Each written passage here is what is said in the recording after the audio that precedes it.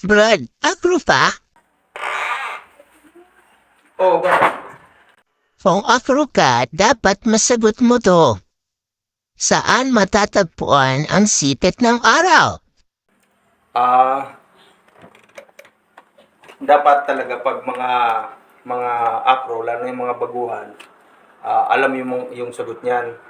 Kasi diyan mapapatunayan kung legit ka o tunay kang acro.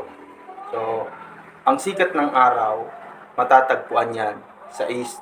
Tapos, lumulubog naman yan sa west o kaya sa kanluran. So, ito turuan kita. Kasi kaka-TikTok mo siguro, hindi ka marunong mag-search sa gamit ka ng Google. Ayan Google. Tapos, i-type mo saan matatagpuan ang sikat ng araw. Yan.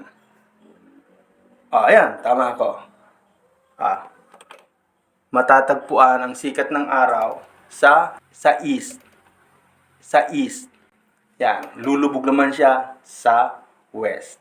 So, yun lang. So, sana napatunayan ko at naniwala ka na lihitin mo ako.